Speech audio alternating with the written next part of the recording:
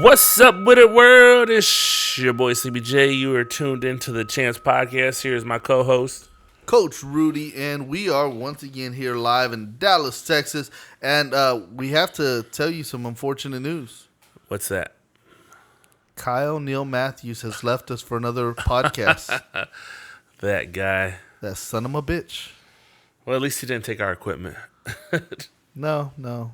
But he did take his name. Asshole. Good luck with you and your podcast. You and your millions and millions of white people listening. Whatever you have millions and millions of. Nah, you. Good luck to you. Know that you're gonna do well because the people that know who you are know that you're already famous, and it is what it is. But so that leaves it with us to run our own stuff. So the errors, they're Jay's fault. Or Oreos.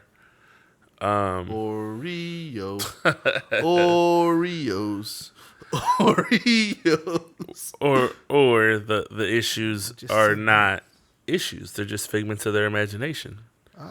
They're sound effects. There we go. Being to us. All right. So, do we have a lot to talk about today, or are we just kind of bullshitting around? A little bit of both. Yes. Excellent. Bullshitting about the little bit and a lot of bit of stuff to talk about. Well, you know, it's coming to that time of the season where we're winding down with football. There's a lot of movements going on as far as for coaches. There's a lot of speculations for this and that.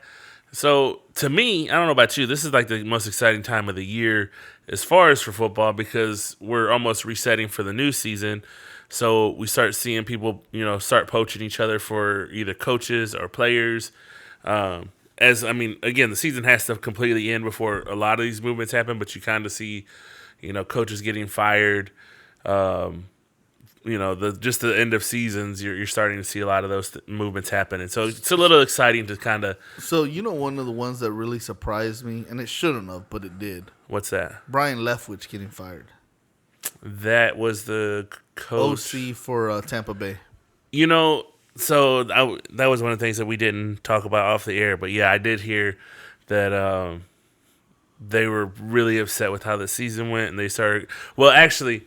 The speculation that I heard was more of like they were calling it like when Brady had a rough season that now they want to let go of coaches and the OCs and because he had a bad season just to blame it on Brady didn't play to Brady standards. Yeah, so I thought from anybody who watched the team this year, Tampa Bay, any amount that you saw, it was clear that his receivers were not playing well. Yeah. It was clear that the team was looking old. Yeah. And it was clear that Brady sucked this year. Okay. To me, if you watched any of Tampa Bay's games, you saw those things. Because you saw Tom Brady underthrow player after player after player. You saw him put the ball literally on the ground. It wasn't even at their feet. It was fucking 2 yards before it got to the spot. So you saw those types of things. Yeah. So if you saw that, you knew, okay, this guy was a head coach candidate last year. Right. He had 2 straight years of people talking about how great his offense was. You don't go from 2 straight years of your offense being great as an OC to all of a sudden being the reason why your team is losing when these other things are clear as you're watching it. But when you're black, you do go through those motions. So the thing that I was thinking when I heard about it was more about if Brady doesn't come back, because nobody knows what he's doing, right? Whether he's coming back to the Buccaneers, whether he tries to go to another team. Speculation of him going to the Raiders or whatever the case is. 3 weeks ago, me and you were on here talking about he should go to Miami. If we weren't on air doing it, I know we talked about it at least. Yeah. And we're talking about Miami being a realistic destination for him. Yeah. Based on circumstances, all that stuff. Yeah. And right now, Las Vegas odds makers have Las Vegas is the number 1 position for him. Yeah. And Miami is the number 2. So where I was going with this is I think he's been playing distracted, and that's probably more of what we're seeing. You get divorced, that's gonna fucking factor in. Yeah, and I'm not saying he's not concentrating on the sport. He's probably not training exactly how he normally would. Things of that nature. That's what I'm saying whenever I'm saying he's distracted. Now, from seeing the way he plays, I'm curious to see how much is Father Time showing up on him. I mean, I think both things. I think when you're mentally distracted, it can take a toll on your physical output. Right. Make you short those passes. I think it can factor in. You'd have to be super focused to alleviate those errors. Right. Could you, after having a little bit of time away to work through whatever that, could you focus more and come back and be better? Because even though he played like hot shit this year, because he played like shit, like hot summer shit. Like, seriously. So, even though he did that, he put up a lot of yards. Yeah. He didn't throw very many picks. Right. Now, realistically, he fucking threw the ball a lot. So, his accuracy wasn't there because he put a lot of fucking balls on the ground. Yeah. Like I said. Yeah. So, he played shitty, but it wasn't like he was the worst quarterback in football. It was a lot of really bad quarterbacks. Right. Definitely. So, could he play? Yeah, he is not the fucking Tom Brady from 2009.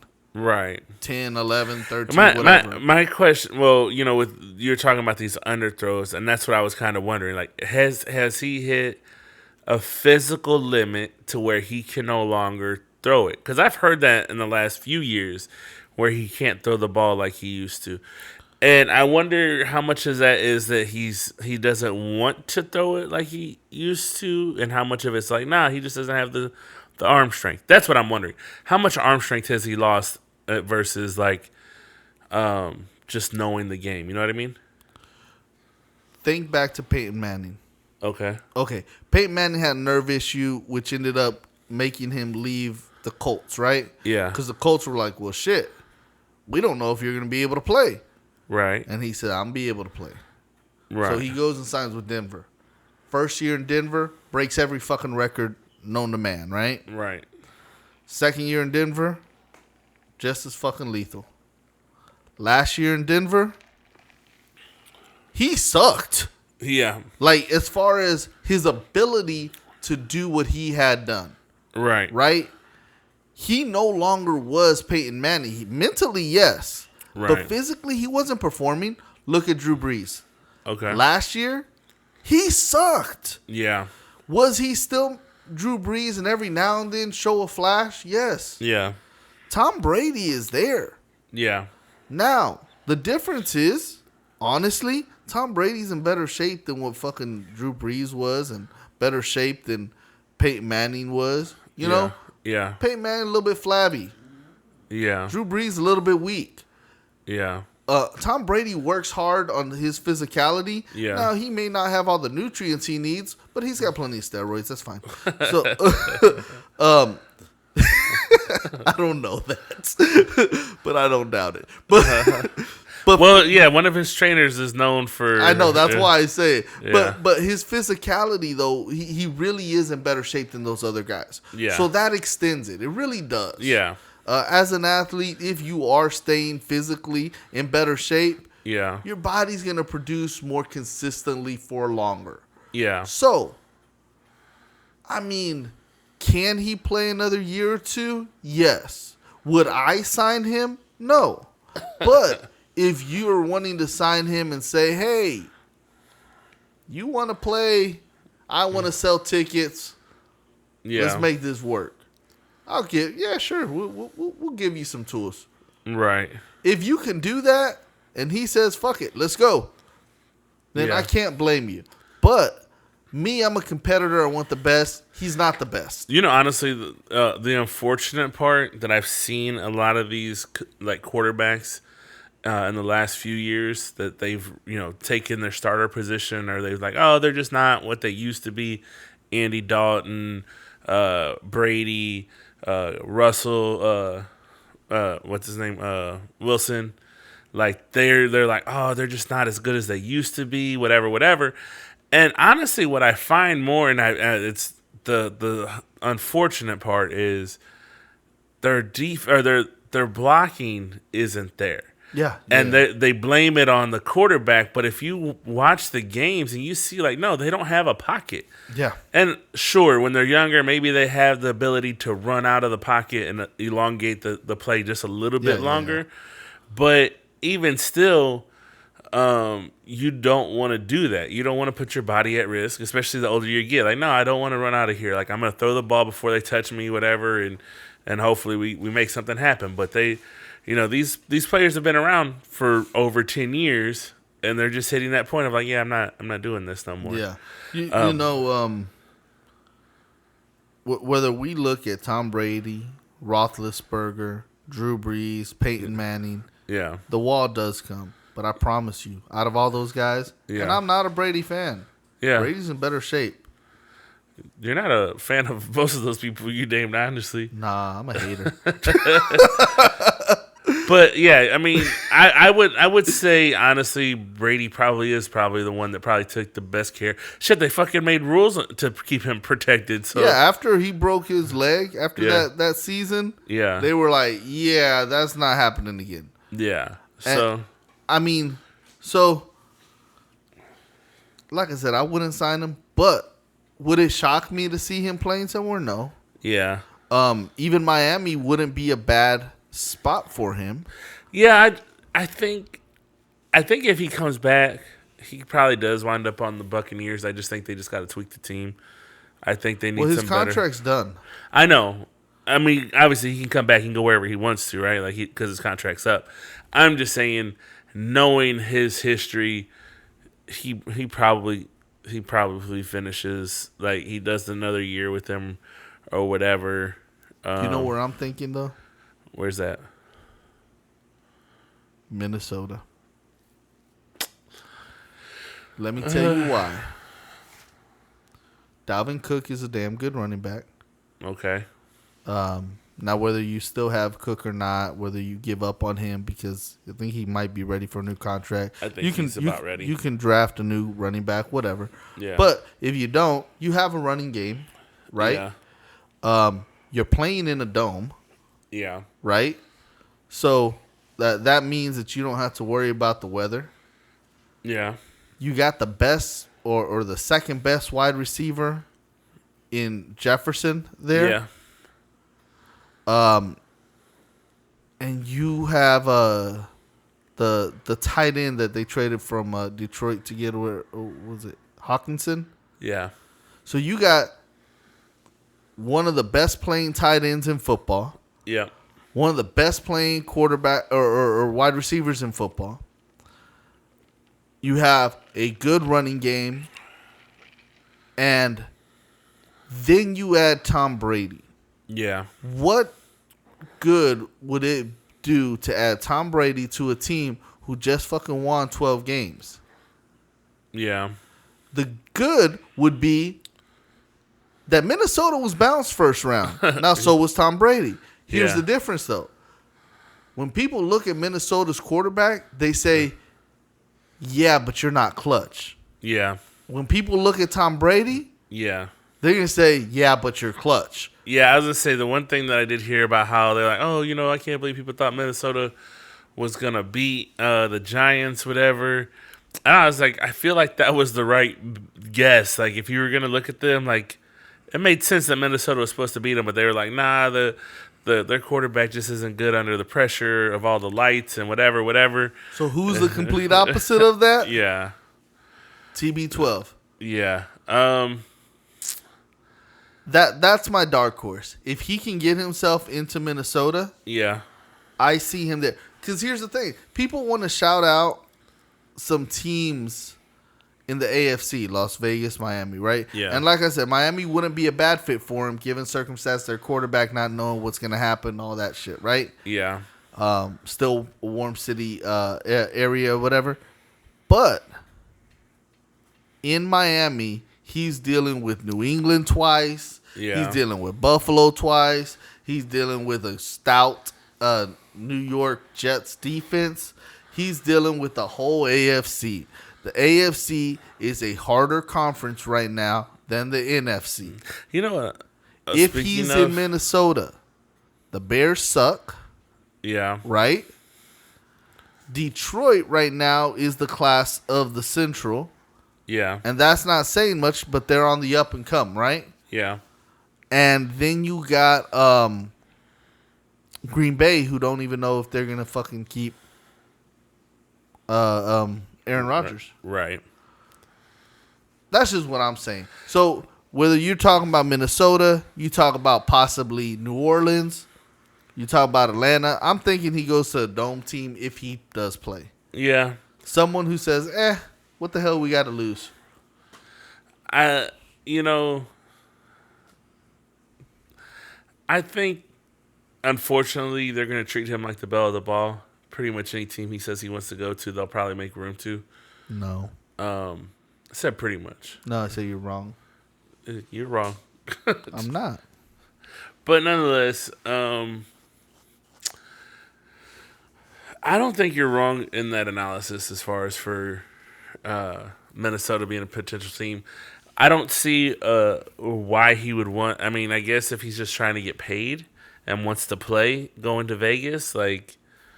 No, I mean, because I feel like before this season, who were a lot of people saying was the best wide receiver in football? No. I'm not arguing this. I'm just in there thinking like knowing Brady's history, he probably Vegas would be appealing. Okay. Because people said that Adams was the best wide receiver in football. Yeah. So you go there with someone who's not going to be dropping the balls like Mike Evans was, like Jeff or Goodwin was. Yeah. So you're not worried about that.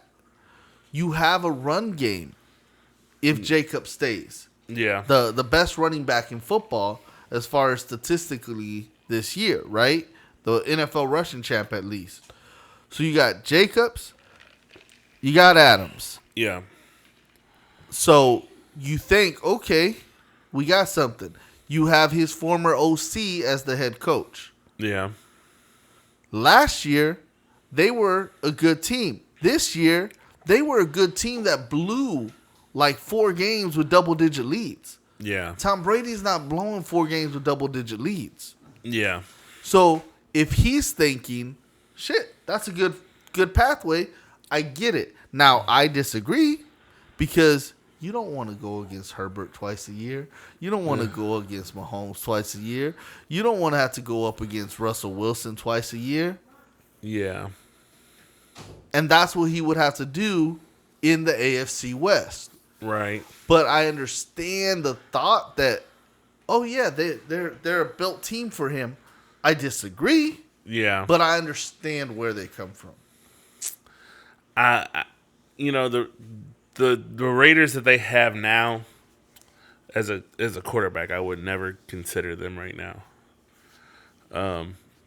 But then again, I've been a Raiders hater for at least about 10 years now. So, I don't know. I think it's interesting. I think if Brady wants to do another year, I think he very well could do another year, maybe 2, if he wants to. I think give it one more shot without being distracted, maybe have a better outcome than what he did. But I did want to point out, like, if anyone that watched the game on Monday, I tweeted this, and I tweeted it, where I said that, like, when Brady gets touched, typically he gets pissed off. And I seen him get pissed off maybe once, where he told them to block that guy. But usually, as he gets, like, if he gets touched more than once, he usually gets pissed off, and then he kind of, like, starts making you pay points-wise. And I feel like I watched him get hit one time, and he never had that moment of, like, I'm fucking tired of this shit. where he turned on. It's because he knew he couldn't do it anymore. Yeah, I think at that moment he realized like I'm done for this year. Like I don't know whether it was a I'm done forever with this at this point, but I think at that moment when he got hit, You saw it in the game. He knew I can't make these passes. I can't get it there. Like, Yeah. there was one play where he far under threw the receiver. Everyone knew it wasn't on the receiver. Yeah. And he's yelling for a second. Yeah. But he knew. Yeah. Everyone knew. That wasn't on the receiver. I think at some point he was sitting there thinking about at the end of the game, whenever I texted to you, I said, man, if he comes back in this, fucking go. I will fuck he is. Yeah, you said that and I told you he ain't. Yeah. But watching that and I was sitting there looking at it, I was like, I still believe had he pulled that off, I would have been like, damn, fucking go. He fucking came back, did something we all deemed impossible at that moment. But he did kind of show a flare of like his head was in the game after this player got hurt. After Gage got hurt? Yeah, I seen that and I was like, if he does this, I'm going to be pissed off because it's going to piss me off. Like I knew it was going to piss me off. But that was the only time I felt like he got his head in the game and then like even in that moment, he still realized that it was a futile effort. Well, even when they got the ball back after the onside kick, they got the ball back. He went 4 and out. Yeah, I mean that don't happen 8 years ago. That don't happen 5 years ago. It's funny because when I started watching that game, I started watching on ESPN because that was the only channel that I seen that was watching it, playing it. Yeah, and I was sitting there watching it, and it's the fucking Manning brothers like show on Monday, and Deion Sanders is on there, and I only watched the first quarter on this channel before I realized like, oh shit, they got it on another channel, which is light years more entertaining. Them guys, like I don't know how they have a fucking show between them because there's no like, it's very stiff. Like I can't. So this is what it was. When they first had the Manning cast, right? Yeah. It was on a bad Monday Night Football game. Okay. So no one wanted to watch the regular Monday Night Football game, so they were watching the Manning cast because they were just being stupid. Yeah. Okay, well at least we get to watch Manning and his brother say stupid shit. Yeah. And they would say stupid shit. Yeah. Tell some stories and be dumb. So it was bad football. Right. Now, when there's a good football game, it's a waste of fucking time to have them on there. Like, that's the reality of it. Okay. When there's something that you're wanting to watch, then...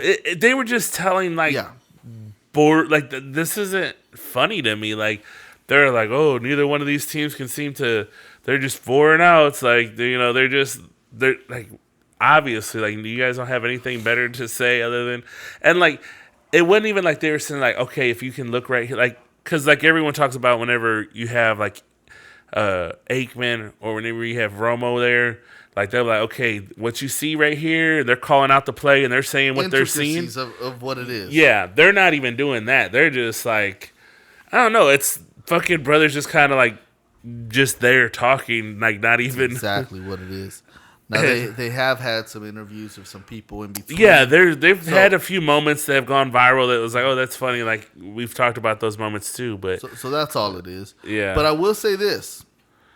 In this football game, after the game, Peyton Manning went to Leighton Vander Esch, and he told him, next week, catch those passes. Because he threw a couple passes that Leighton should have picked off. Yeah. But I think he also watched the film or the game live of San Francisco this past weekend. Yeah. Where in the first half, yeah, I counted 3 easy passes that should have been picked off if you had players who were looking to pick those passes off, which the Dallas Cowboys do. Yeah. Even if they had some drops against Brady this past week, Micah probably had 2 passes that he could have picked off. Leighton probably had 2, maybe 3. Either way it went, Dallas had a couple of picks or a pick and a fumble recovery or something like that. Yeah. But Brady recognizing that and telling Leighton that, Leighton just smiled at it. Yeah. But I thought that was very telling too, because a few years ago, Brady don't make that type of comment. Right. He keeps his mouth shut. Good game, whatever. Yeah. But I don't know. I think he may seriously be considering walking away. The Cowboys took care of business. Now I want to switch past Brady because never in my life have I talked that long about him. Hold on 1 second. No. So, let's take a look at Josh Allen Okay. last week. 23 out of 39. Okay. It's fucking awful. Yeah. 3 touchdowns is good. Yeah. 2 interceptions. 3 fumbles. Okay. One of them was lost. So they recovered 2 of them, but fumbled the ball 3 times. Okay. This is Josh Allen. It's not just a football team. This is Josh Allen. Okay? That's what Buffalo had to deal with. Okay. Now, he ended up with 352 yards, but his QBR was a 26.1. Okay. That is awful. Now, I say that Where are we going with this, Coach Rudy? because what I heard a lot this past week was when people were ranking the quarterbacks that they trust, when people were talking about who the best quarterbacks are left in the playoffs. Okay. Patrick Mahomes, no brainer. I get that. Right. When they put Joe Burrow in there, Yeah. Joe Burrow had a bad game this last week. Okay. But I get it. Joe Burrow was also in the Super Bowl last year, right? Yeah. And Joe Burrow has played well for a while now, Okay. right? And even though he had a bad game, his team did win 24-17, so they won by a touchdown. Everyone knows that was a fluky thing because it was tied 17 up. Baltimore was about to score. They fumble the ball. The guy takes it 98 yards the other way. Right. So that had less to do with Joe Burrow than it had to do with the simple fact that they got lucky on a play. But you know what? You have to be in the position. You have to capitalize on it. It is what it is, right? Right. But when that happened, you have to understand they didn't necessarily win because of Joe Burrow, but you don't have to win every game because of your quarterback, right? Right. You just have to win. So Joe Burrow didn't have any fumbles, and he didn't have any interceptions. Okay? All right. So I get when you tell me that the best quarterbacks in the NFL or playing quarterbacks right now in the playoffs are Patrick Mahomes. Right. And if you want to put Joe Burrow there, even though it was a subpar performance, I get that. Yeah. But when you tell me that Josh Allen is second or third, Yeah. and you tell me that after that piss poor performance where he had 2 interceptions, 3 fumbles, one of them lost, so 3 turnovers, Yeah. but freaking fumbled the ball 3 times. Had a QBR of 26.1. Yeah. You tell me that, and the only quarterbacks to have a lower QBR than him this playoff Yeah. was Tom Brady, Okay. who had a 24.1, and Miami's rookie quarterback, third stringer, Thompson, with a 22.6. The other quarterback who threw 4 interceptions in one game Yeah. but came back and won, Trevor Lawrence, 31.6. So he had a higher QBR than Josh Allen. All right. Okay? Joe Burrow had a 43.7. Geno Smith, 65.8. Tyler Huntley, 74.0. Daniel Jones, 81.2. Kirk Cousins, for God's sakes, had an 85.2. Okay. Purdy, 89.5. Okay. Dak fucking Prescott, 96.5 QBR. Right. And you sit here without a fucking crack of a smile on your face. Not you, but all these quote unquote experts, these faces, talking heads on ESPN, Fox Sports Southwest, and you tell me that Josh Allen is the second best quarterback or second most trustworthy quarterback in these playoffs Yeah. behind Patrick Mahomes, and you ignore the fact that Dak Prescott had the highest QBR, Yeah. that Dak Prescott didn't fumble or turn the ball over, that even though Dak Prescott has had a lot of turnovers this year, Yeah. so the fuck has Josh Allen. Yeah. But when you sit there and say, well, what's 1, 2, and 3 are easily Josh Allen, Joe Burrow, and Patrick Mahomes. Those are the easy ones. Right. That's some bullshit. That's what I'm getting at. Yeah. It's just some bullshit how people love them some white boy Dak. Because that's what Josh Allen is. He is white boy Dak. Not white boy Dak. He's white boy Dak. Statistically, they're very similar. They both have made some bad decisions this year. Yeah. Neither are necessarily playing their best game. Both of them put up a lot of points. Yeah. Now Dak puts up more points. Dak does edge him out in a lot of fucking categories. Yeah. But toe to toe, they have very similar resumes. Okay. You know, speaking on Dak, I just want to talk about the game. There was his what do you call it? His quarterback sneak. It's a hellified fucking sneak. Oh man, the fakes, the fake handoffs that he was doing, Yeah. they were sweet. I was like the playoff of I handed this to Zeke and Zeke runs down the middle and then they actually go for him and then he's like nope and he takes off running. I was like, I'm not even gonna lie. I think there's at least one time where I was watching. It's like, oh shit, I did not see that he kept that ball. That rollout was perfect. Yeah. So Dak played a great game, but it wasn't just Dak. The OC called a great game. The defense coordinator called a great game, and I say that. You know who played a great game? Money Maher. Look, honestly, Pollard played a great game. Pollard played really well. Honestly, I think they just played good football. Because what I seen, like some of those plays, like they were like Gallup, that end zone catch, fucking clutch as shit. CD being where he needed to be, getting those like he was impressive. Dalton Schultz coming in clutch where he needs to be. They played really good football. They played their positions. I'm gonna tell you what I saw though. So you and I had talked off air about how it's possible, and this is before the game.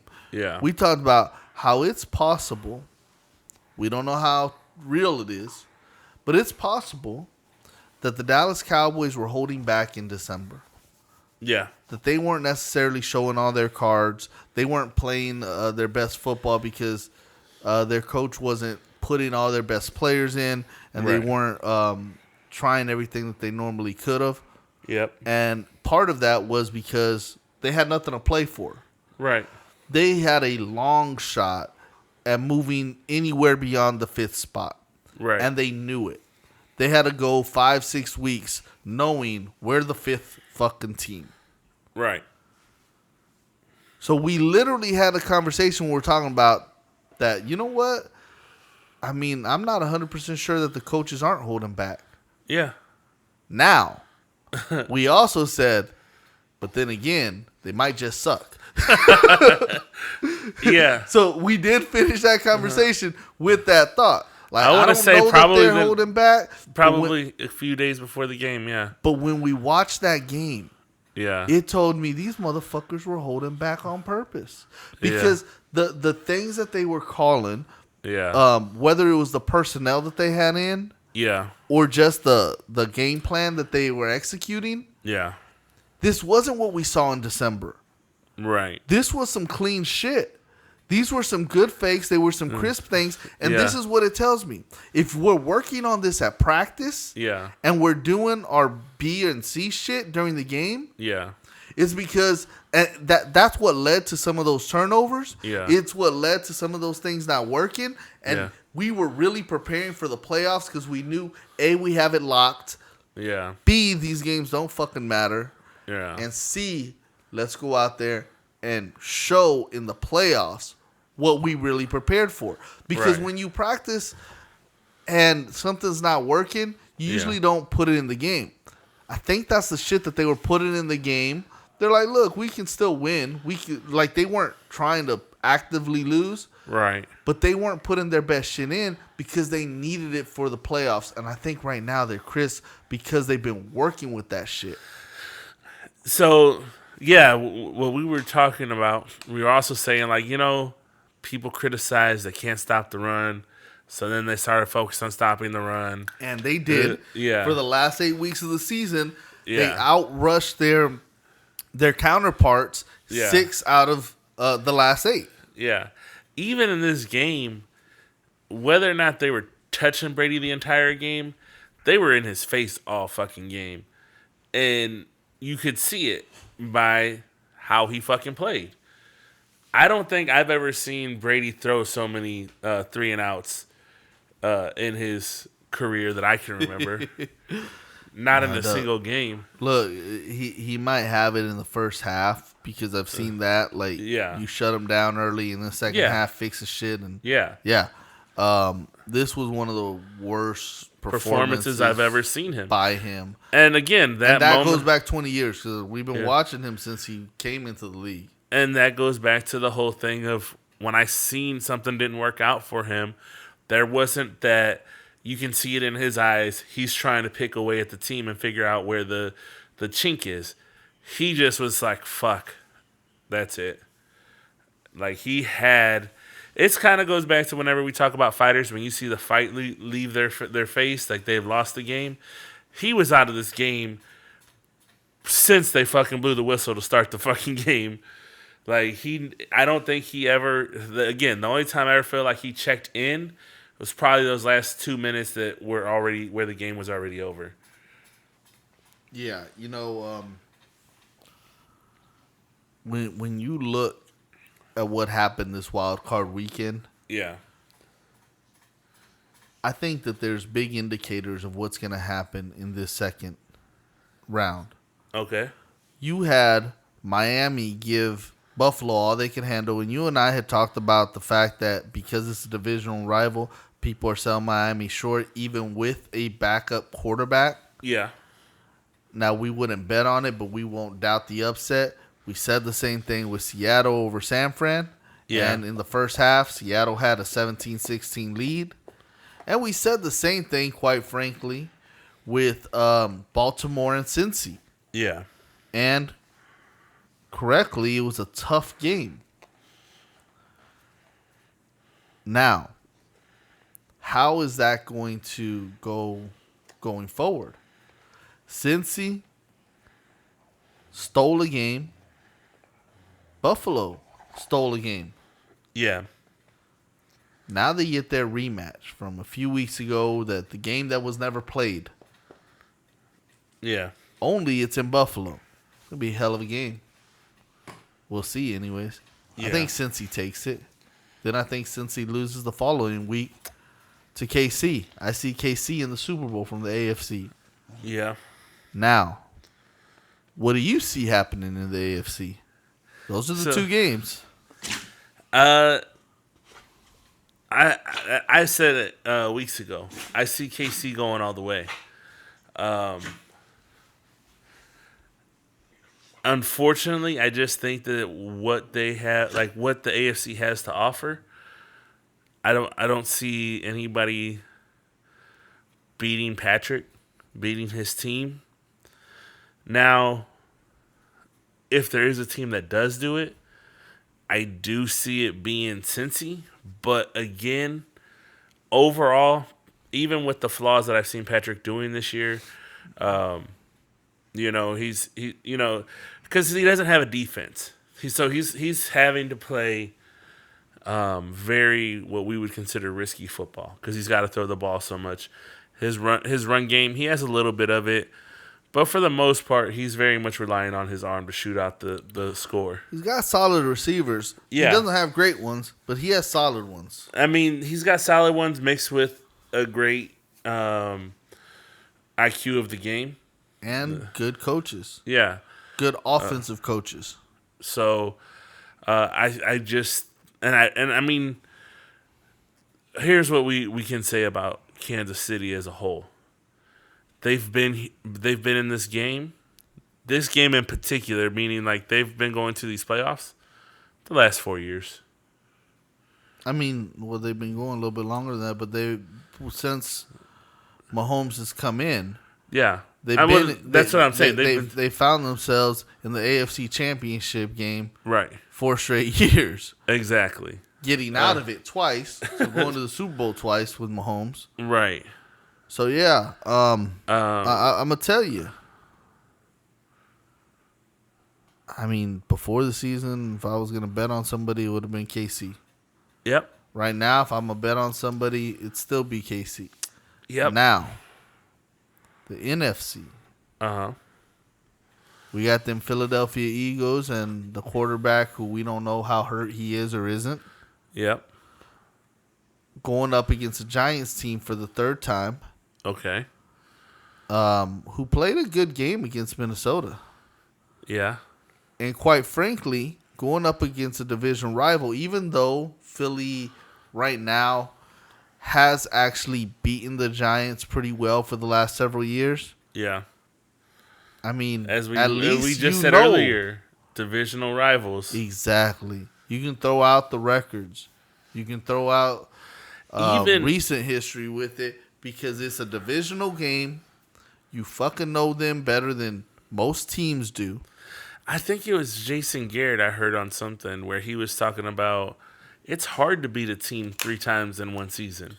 Now, honestly, the stats say that if you beat someone twice, yeah, you have a higher likelihood of beating them that third time. Yeah. Than losing. Yeah. But I mean, I've seen it a lot of times. I think the first time the NFC East ever had a team go undefeated in the regular season in it was when the Dallas Cowboys in the late 90s, I think it was like 96 or something, 96, 97. Yeah. They went undefeated. They only won like one game outside of the NFC East, maybe 2. And then they lost to one of their division rivals in the playoffs. So they had beaten them twice, and then Arizona beats them in the playoffs. Right.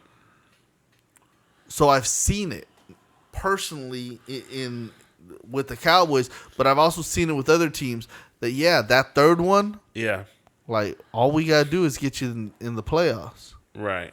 So I wouldn't sleep on the idea of the Giants winning.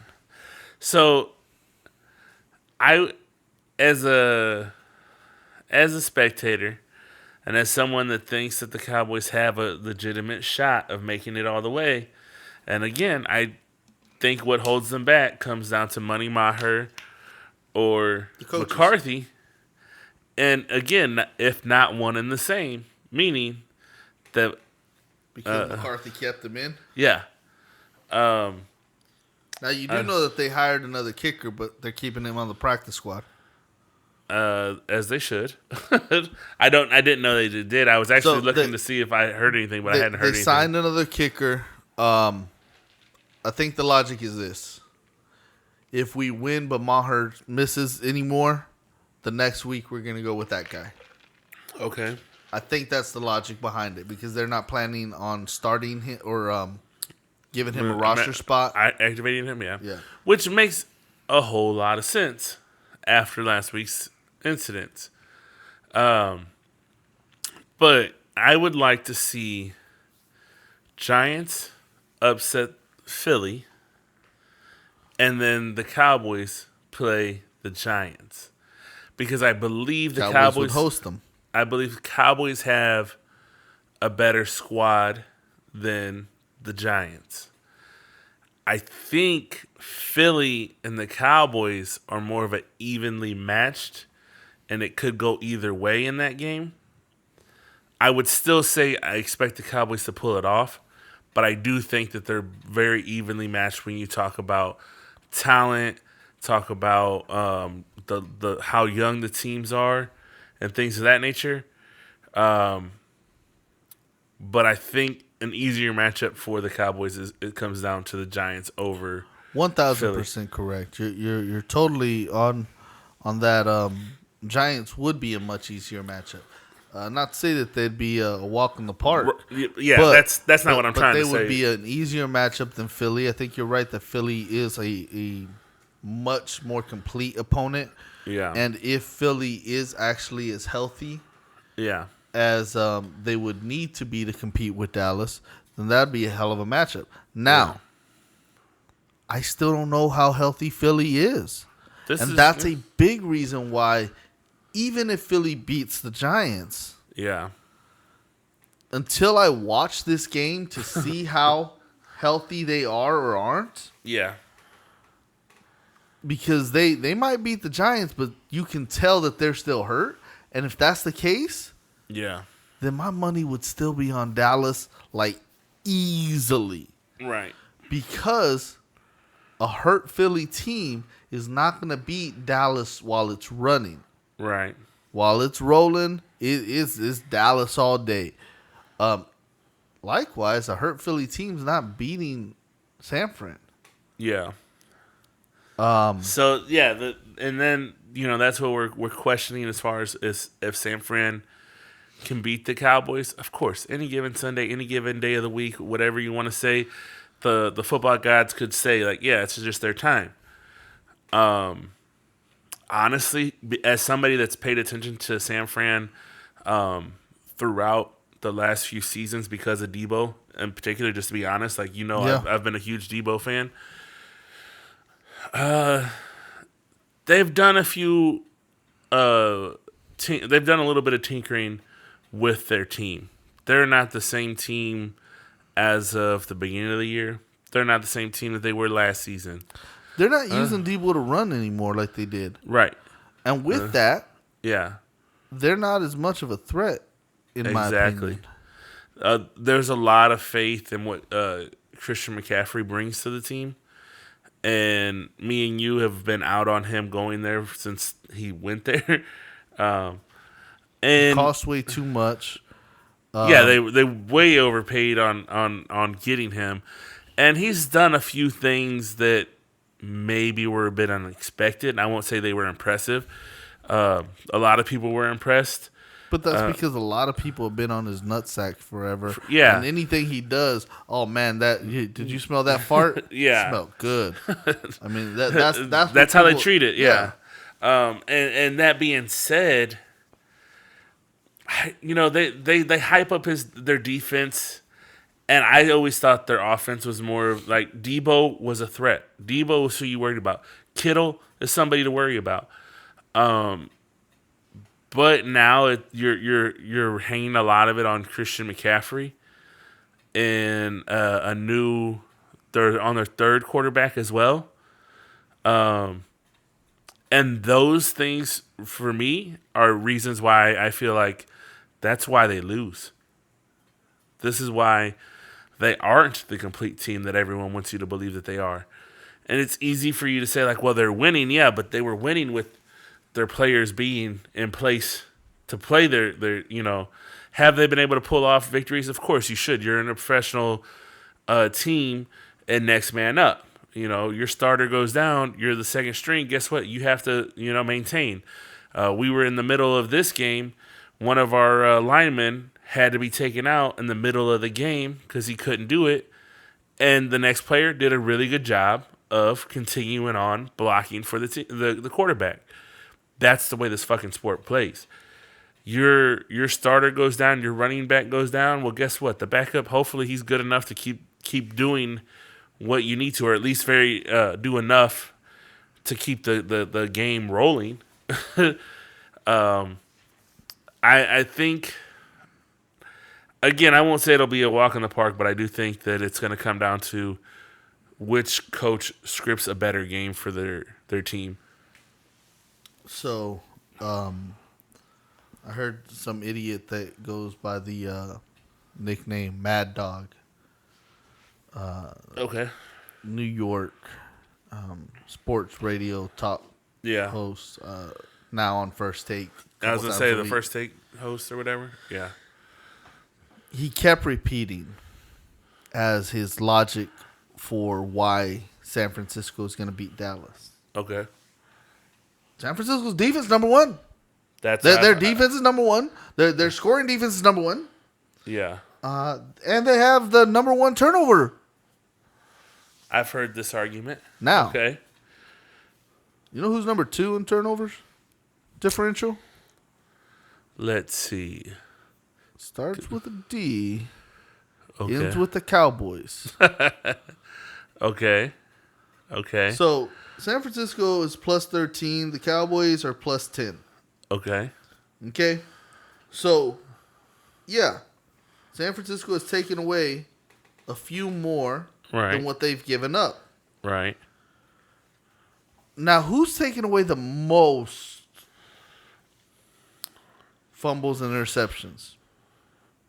I'll give you another hint. Starts with a D, The Lions. ends with the Cowboys. All right. All right. I see a pattern you're forming here. Think it's the Lions. Definitely the Lions for 200, Alex. Son of a bitch. I just didn't think it was going to keep going with the Cowboys. You think this is the 80s and the Bears?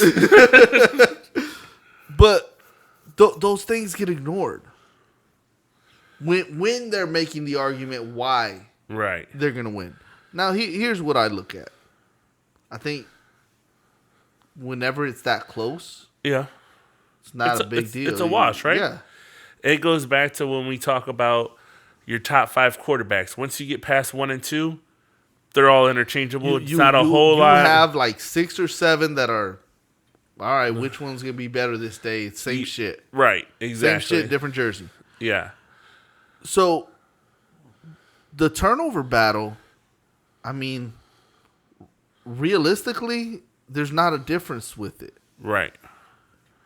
And that's because it's negligible. Because you take it, you divide it over the season, that's like a 0.1 difference per game. Right. Right. It really doesn't matter. So, turnovers, I can't give the edge to anybody. Yeah. Offense, now, there we might be talking about a little bit different. Okay. Because San Francisco defensively, they only gave up 16.3 a game, right? Okay. Dallas gave up almost 4 points more. So 20 point a game, right? Yeah. Over the regular season. Now, who scored more? Dallas. Okay. Dallas averaged 27.5 points a game. Okay. San Francisco, 26.5. Okay? Uh-huh. Once again, those things are negligible. Right. To tell me it's definitive that San Fran's going to win because of these things, Yeah. that's where I have the problem. Just like if I were to say So- it's definitive that the Cowboys are going to win, You know that would be disingenuous. Do I think the Cowboys are going to win? I'm going to tell you yes. Yeah. And a big part of that is Dak Dakota Prescott. Yeah. Definitely. Dak Prescott's been in the league for 7 years.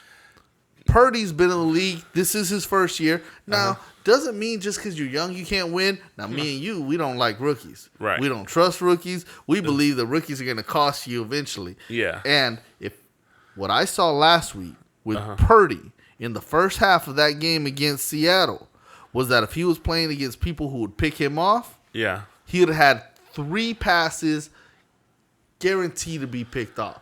You don't throw those at Curse. You don't throw those at Trayvon Diggs. Right. You don't throw those against the Dallas Cowboy defense who's opportunistic Right. and not have those passes picked off. So what I was going to say about that is, Sure, Dak does not have the best um, playoff wins history. 2-3. People will say, he just doesn't do that well, whatever the case is. But you know what? He's been the Cowboys starting quarterback since damn near day one. And Purdy's a rookie coming in, playing in a playoffs. It's a lot of pressure versus somebody that comes in their rookie year taking over for their quarterback after what, 2 games? Yeah. So what's more impressive, just out of curiosity? Beating Geno Smith in the playoffs, Okay. which Purdy did, Uh-huh. or beating Russell Wilson and Tom Brady in the playoffs? I would like to tell you, no, I don't. Honestly, it's beating 2 arguably some of the Hall best. of Famers? Yeah. 2 possible Hall of Famers, one definitive Hall of Famer. One that's probably going first round in the Hall of Fame. Like unanimous type Yeah. bullshit, you know? And Russell will probably get there eventually. Yeah, possibly. He resurrects his career. He had one bad year. He's had multiple Super Bowl appearances. I'm gonna assume he's probably gonna make it eventually. So that's what Dak has done. Yes. He beat Russell. He beat Tom Brady. I don't give a fuck if it was in the first round, second round, third round. He beat them. Yes. Now his losses. Yeah. Well, he got beat by that bad man, right? Yes. Yeah. Yeah. And then last year he got beat by a team that people say is fucking great. Yeah. That's the San Francisco 49ers. Right. That team got to the NFC Championship last year, beating that bad man Aaron Rodgers, beating Dak Prescott. Yep. Yep. Got to the conference championship and is said to be great this year. Uh-huh. So if they're said to be great this year and they were the same fucking team last year, well, guess what? They were fucking great last year. Right. Right. So he lost to them, regardless of who their quarterback was. Yep. He lost to Aaron Rodgers.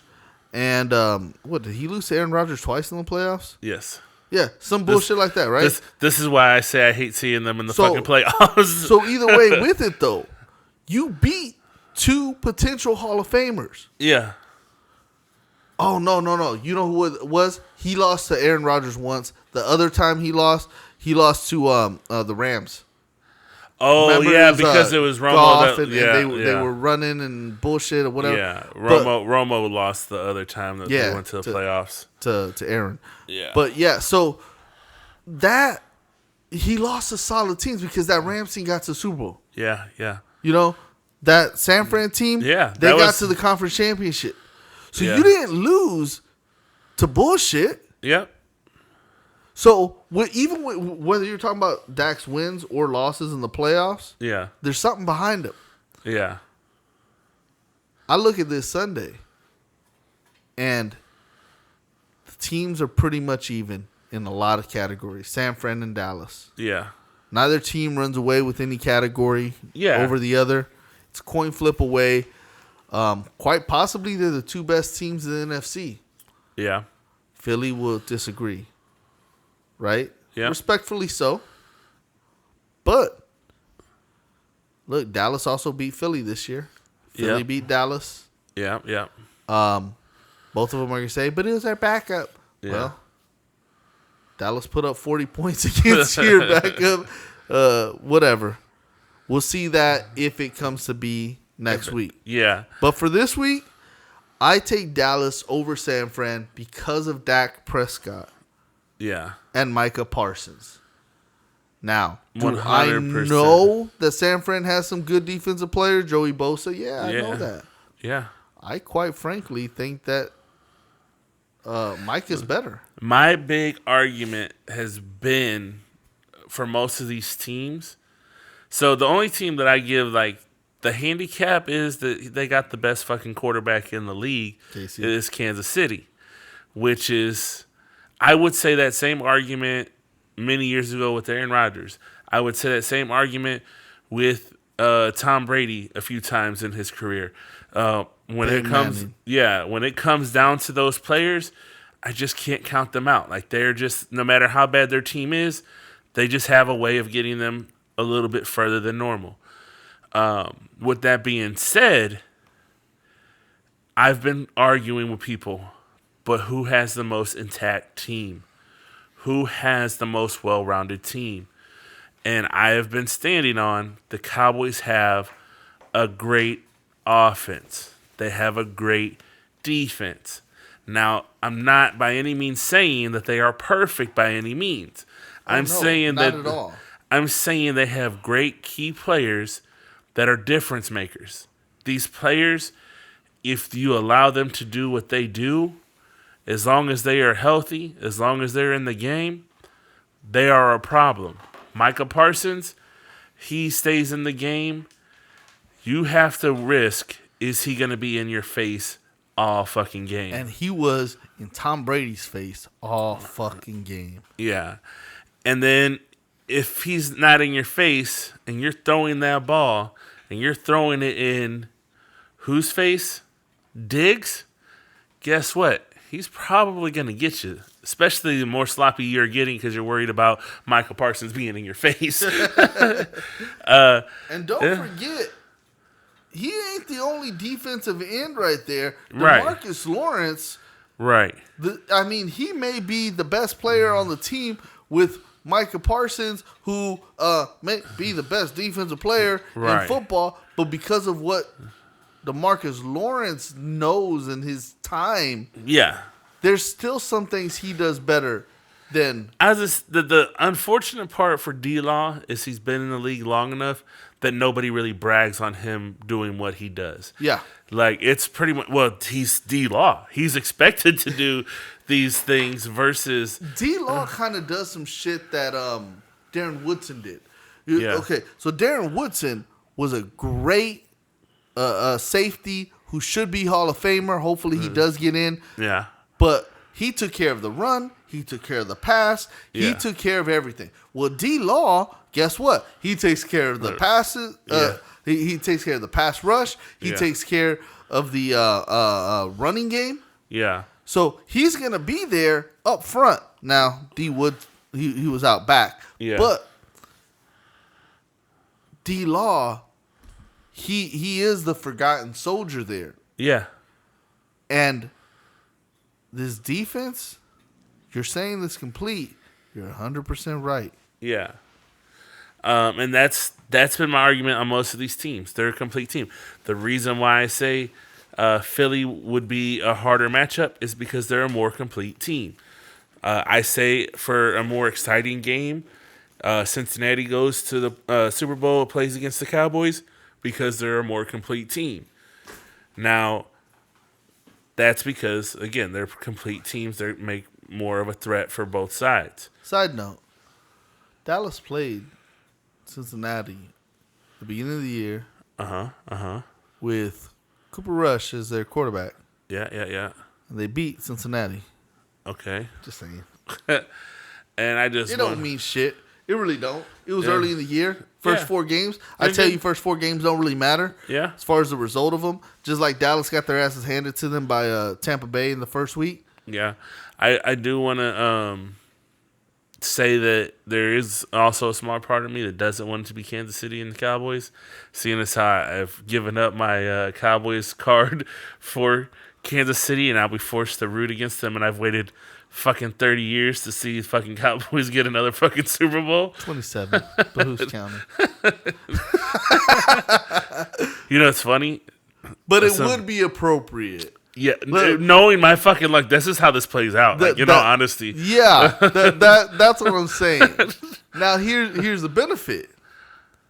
The Cowboys lose to KC. Yeah. And you're rooting for KC. Yeah.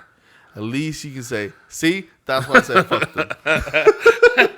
So, one thing that's been in the back of my mind is like, my entire life been a Cowboys fan.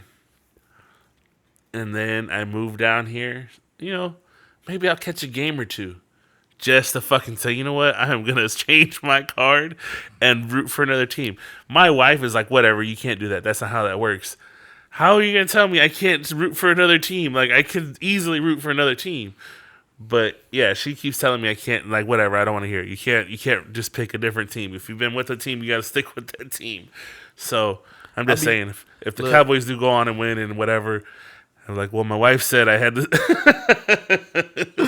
that's funny. No, look, honestly, we're crunch time. You Yeah. got 4 games left. Yeah, I mean, this week you got 4 games. That's it. My picks are easy. I'm taking Dallas over San Fran because I believe you have the better quarterback. yeah. And everything else otherwise is pretty even. And I will say this: as much as I made fun of Brett Money Maher last week, we don't see those same mistakes this week.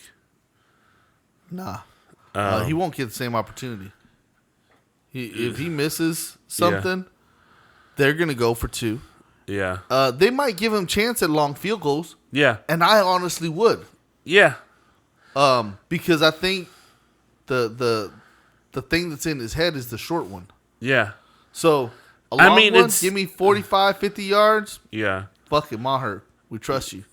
Yeah, if you know that they're not, you got a 55-yarder, Now, go for it. If I send you to do that 55 and you throw it wide right, wide left, Yeah. it solidifies to me. Sit your happy ass down. We're going for 8 every game or Yeah. every play from here on out. Right. Like that's just legit what it is. Yeah, I mean, I just don't. I think. I might send my puncher out there to kick him. But everyone always has a backup anyways to an injured. So so if you do that, I'm talking about the extra point, not like a real field goal. Yeah. But so you got Dallas, right? Yeah. And I know you're rooting for the Giants. Is that who you're picking to win? No, I'm going with Philly to win. So if you were betting, you got Philly. Yeah. I think smart money's on Philly. Yeah. I'm picking the Giants. Okay. Not because I just want them to win. Yeah. I still legitimately just don't know how fucking healthy Philly is. That this being the divisional game. Yeah. And you're not wrong. Like my thing about the Giants is honestly, I wouldn't be surprised as I was saying last season. Can't be shocked, but there's always a team where you weren't expecting them to go a little bit further than they were expected, and it might be the Giants because the Giants was a team I did not like. Remember, was it earlier this year or was it just last year? They were calling the NFC least. Last year they were talking about it this year coming into the play into the regular season. They were calling the East the least, right? Everyone was talking about how it's the worst division in football, and yet they almost had 4 teams in the playoffs. Right. Shit, man. I mean, then the AFC. Who you got in that Cincy Buffalo game, man? Who you got? That's a really tough one. There's a part of me that says, the Bills just want it really bad, but they also had a hard game to get this far. I think I'm just gonna go with Burrow. Like Burrow's just, like he had a fight this year, but I think he fought well enough to be a good team at this point versus we've seen Josh Allen, we've seen the Bills. The last few years they flirted with this thing, and because they flirted with it, I don't think that drive is the same as when you have Burrow went all the way and lost at the Super Bowl. Meaning that like they're fighting for a second appearance to try and win a Super Bowl. So I just think that there's that much more of a drive to do it. And that being said, like again, not saying that Josh Allen and the Bills don't want it. It's just that extra oomph of like we did it last year, we got so close. The Bills have hitting this wall of like, oh, they're the team that kind of gets there and they're always flirting with the opportunity, but they just don't get over that hump.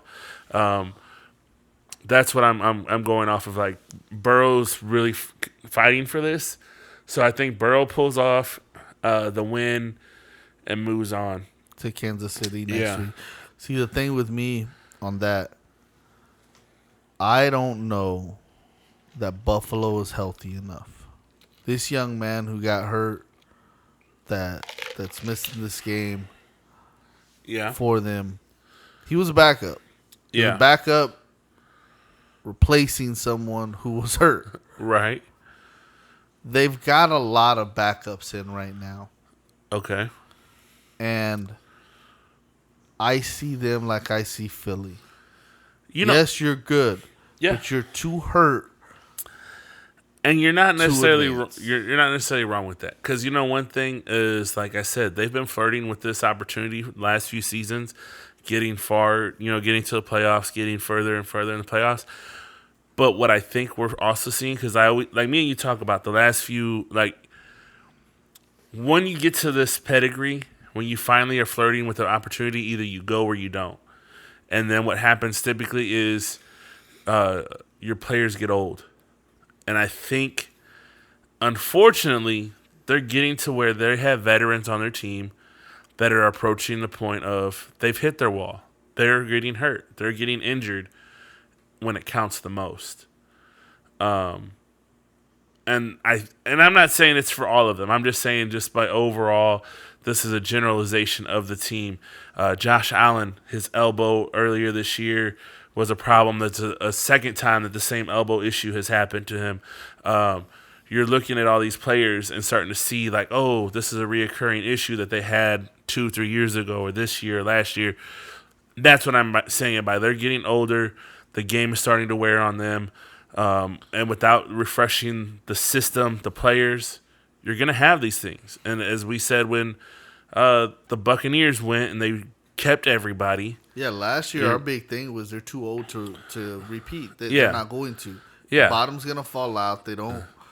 You don't have enough youth in your organization. There's a very fine mixture that you have to have veteran and young blood. And right now with Buffalo, they have missed their opportunity. They very well could have. That's what I'm venturing off to say. And that's why, I mean, I can't blame anyone for taking Buffalo this week. Right. I also am going with Cincy. I think Cincy's the more complete team. I think they make fewer mistakes. And I think they have the best wide receiver in football. No disrespect to Diggs, to Stephon Diggs, who's fucking good. Yeah. But when you got a questionable quarterback, Chase is the best receiver in football. Yeah. And Joe Burrow, there's ice in that man's veins. Again, I had them both on my fantasy team. And much of this season, who were the 1 and 2 quarterbacks? Patrick Mahomes and Joe Burrow. The matter of fact, towards the end of the season, I was like, my team is named after Mahomes, so I played him all season. But I will admittedly say the last 2 or 3 weeks, I was like, maybe I should play Joe Burrow. And I just only did it out of, like, I feel like it's disrespectful. Better as the season goes, but I get you. Yeah. Well, and what happens, because Patrick is Patrick, when he's winning, he doesn't have to put on the gas. Nah. And that's the thing. Like, he knows when to put on the gas, because I have to outshoot this player. And then there's times where, like, you know what? I just got to keep us in the game. I don't have to blow them out. And that comes with maturity too. Yeah. Now he's a vet. Yeah. He knows. Like, I know what I got to do. That's why even when they've lost, he knew, like, it doesn't matter if I win or lose. It was different for Peyton in his prime, because Peyton knew my defense fucking sucks. Yeah. I need to put up 45 just to make sure people stay off my nuts. Yeah. And then even when New England had that little stretch when they had Randy Moss, Yeah. it was just everyone in their prime, so everything was just rolling. That's what it was. They had Corey Dillon, they had the Randy Moss, they had obviously Brady, and they had hit their peak at the same time. They were all in the stride at once. Yeah. So that was different. And that's where I think what we're seeing with Cincy. They're all in stride in the same time. Yes. Where last year we were saying, like, they're a young team. You got a rookie, some veterans. And it makes for that weird, like, I want to trust them, but they don't. They're still very young. But now they had a whole season together. They made it to the Super Bowl last year. I think they're in stride. I think they're in prime. And that's why you say that they pose a threat to Kansas City. Yeah. I still will say, okay, well, the best quarterback in football, I'm gonna roll with him. Yeah, I mean, So when I pick Mahomes over Cincinnati next week or Mahomes over Allen, whoever, yeah. because yes, they're gonna dog walk the Jags. But when I pick Mahomes over them, Yeah. it's because I trusted Mahomes more. I trust in Andy Reid more. Time in a proven system. Yeah, Going back to 4 years in the same situation. finding yourself. Yeah. The road Against to the all Super- odds. So again, I cannot stress enough. The reason why I say Patrick is the best is every year they've taken a piece after a great season. Oh, we're gonna take Hunt away this Yeah, season. we're gonna take away. We're gonna take the- Sammy Watkins. We're gonna take away your star running back, your star receiver, your new star receiver. Yeah. Yeah. And he's found a way to continue on.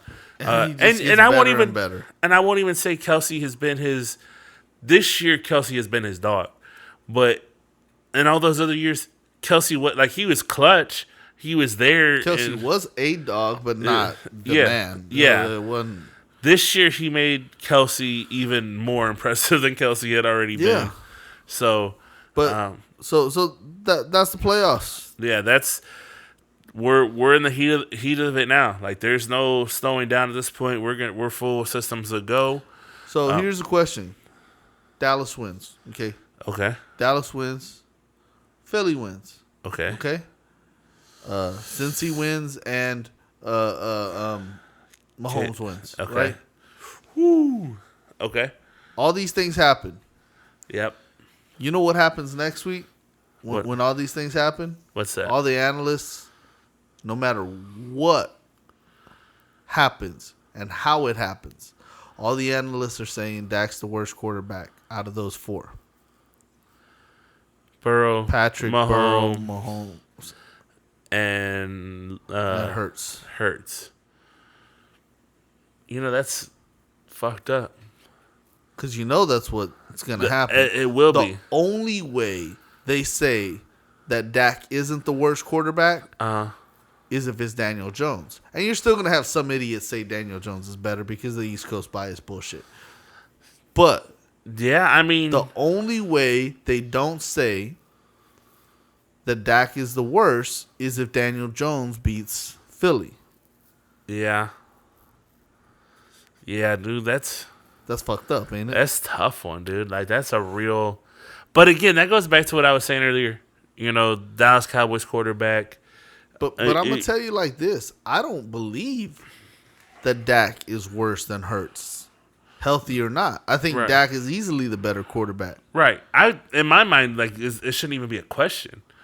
Yeah, I totally agree. And I know, honestly, I think earlier in the season we were saying the top three: Mahomes, Burrow, and Dak. When Yeah. we were looking at the stats, like yeah. they were. Those are the three. And then I threw Herbert up there to Yeah. say Herbert's doing some shit that I didn't expect. And then, you know what? Because we moved out the Aaron Rodgers Right. and the Tom Brady's. We had to move them out. Yeah. Those guys weren't performing. The Russell Wilsons weren't performing. Right. So you dropped guys that were typically in the top five. Right. Those guys were no longer in it the way they performed this year. There's no way you put Russell in the top five. There's no way you put Aaron in the top five. Yeah. Now you can easily say, well, Aaron was playing with a broken thumb. Okay, well, Dak broke his thumb too.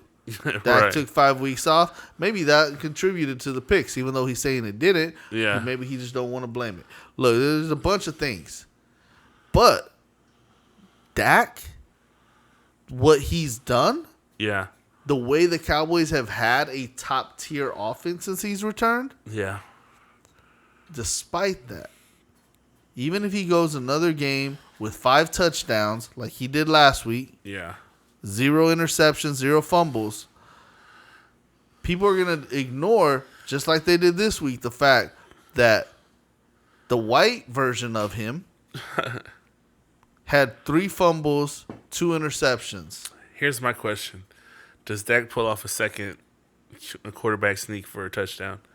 Dak's going to score another one running. You think so? Yeah. I think he's good for it. Like I don't think that you shouldn't be surprised if he does it, right?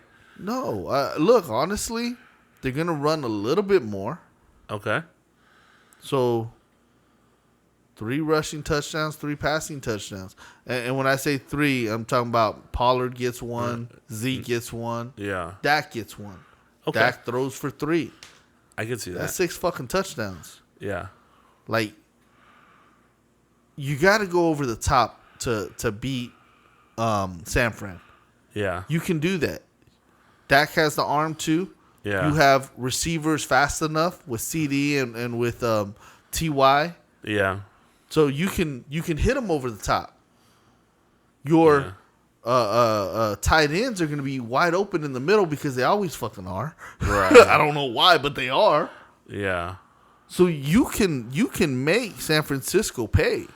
You can beat them by passing. So also, do you think all of the stars wind up? You got Gallup, CD, Schultz, and then you have Pollard, Zeke, and Dak all with touchdowns? Or do you think someone gets a double? Someone's gonna get 2. Yeah. Some will get 2. I think in a perfect game, you get all 6 of them to get 1. But I think you're right. Someone's gonna get 1, if not 2 of them get doubles. Yeah. You know, whether it's Pollard gets two running in, or Zeke gets 2 running in, or CD, whoever. Like, you're gonna get 2. Yeah. And not to say the other ones don't play a key part, because what I seen in this game, it don't always have to be that touchdown. Yeah, a lot. Like, CD was coming clutch, getting the ball further down the field in the time when they needed it. Gallup coming in, keeping his feet in there right at the right time whenever they needed that touchdown. Schultz was just clutch every time they threw him the ball. He was catching it for the most part every time. So, but guys, we've run a little bit longer than we had planned. So I hope you guys enjoyed this. I think I had a lot of fun with this one, breaking it down exactly who was going to do what. Good luck, Kyle. You ain't got to cry about him. Like, he wasn't around that long. I'm not crying. You're crying. But I do want to, well, yeah. Anyways, if you want to follow Coach Rudy, you can follow him on Twitter at RudyV1982. You can follow me on Twitter, Instagram, TikTok at SleepyJ, SLEEP_E_J. He likes them stalkers. Until next time, guys, take it easy. Peace.